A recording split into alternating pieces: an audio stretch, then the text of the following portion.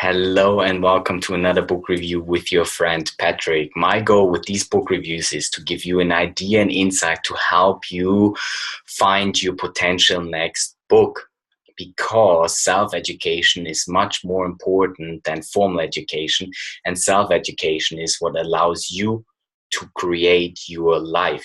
Today, I'm going to review the book Man's Search for Meaning by Viktor E. Frankl. This is a classic contribute to hope by a man who survived the Holocaust, the concentration camps in Germany during World War II. This is not a book about what happens in concentration camps, what are all the horrors and the cruelties, the punishments, and how everything worked in there, because there are many, many other resources out there that explain that more different. This is a short book, and it deals with the psychology, it deals with finding your why, with finding the meaning in suffering, so that you can actually have the power to survive this suffering, which Viktor E. Frankl did after 3 years of concentration camp, that he actually survived. Now, two quotes that really stuck with me from this book were, "He who has a why to live for can bear almost anyhow." That's a quote by Nietzsche.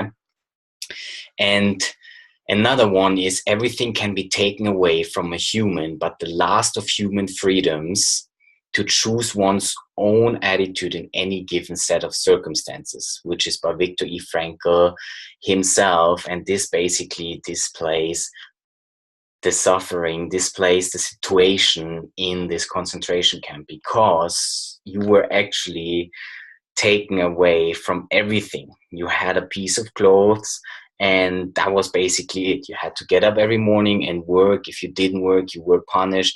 If you weren't able to work anymore, you were put into the gas chambers, and you were always so close to death. And if you gave up on life, then a couple days later you were actually dead. So that's why the why and the meaning is so important. And it actually, in the book, he explains how he was observing the psychology of other people. So when they, for example, didn't get up in the morning for work, and they just laid hopeless in their beds, they literally gave up on life. Some of them took the last cigarette to have some instant pleasure. Then these behavioral patterns indicated that they were actually going to die in the next 48 hours. And unfortunately, that is what happened. And he observed that so many times. So this book is really about the psychology of suffering, the human psychology. Now, when you are a prisoner, you go through 3 stages of psychological reactions. First of all is the shock. When you get into the camp, you see all the cruelty, the horrors, the beating up, the dead people, everything, and you are literally in shock, because you are thinking, how can this happen? You lose your reasoning, and that's actually a good thing, because if you can lose your reasoning, you actually have a reason to lose.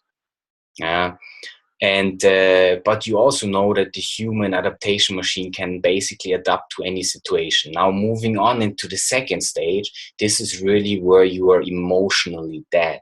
This is called relative apathy. That means that you're watching all the cruelty, all the punishment happening around you. You don't look away anymore, but you're just not emotionally evoked anymore. You're just seeing everything, letting everything happen, because you're concerned with the only and simple task you had, and that was your own life's preservation and the preservation of other fellows' lives in the concentration camp. The third stage is called the prisoner's liberation stage. That's really when you survive. For example, in Viktor E. Frankl's situation, he survived 3 years of concentration camp. He came out, but he felt really depersonalized, because what you actually feel is the normal life is not the normal life anymore, because of the suffering and everything that you have endured. And it really feels unreal when you are actually liberated and going back into normal life.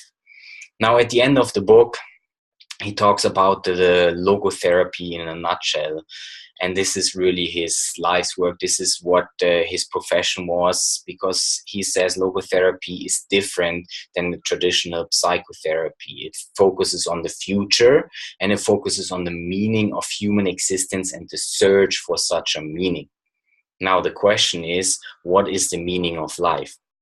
First of all, the meaning of life is a person's life in any given moment. It is also, life also means taking responsibility and finding the answers to the problems and fulfilling the tasks that you are constantly facing throughout life. How you're gonna react to the challenges and problems that you're facing. And the third one is actually, the more you forget about yourself and the more you give yourself to a higher cause or to someone else, the more human you are, and you are actually fulfilling that self-actualization.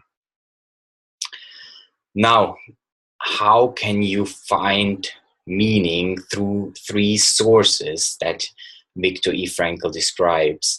And that's one, through work, by doing a deed, by creating work, by providing value for other people, through love, by encountering someone, by really caring about another person, and also by encountering certain experiences with something, for example, and also courage in different situations. How courageous you're facing those suffering, those unavoidable suffering, where you're really diminished to a non-human level anymore. You're thinking that you're feeling literally just to be a piece of meat that puts in some work in those concentration camps.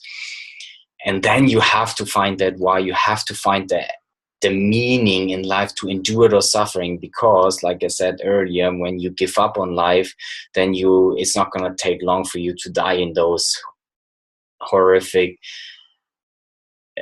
circumstances. Now, for example, for Viktor E. Frankl, his why and his meaning was, every single day he was imagining his wife, that he's going to see her again, even though he didn't know if she was still alive or not.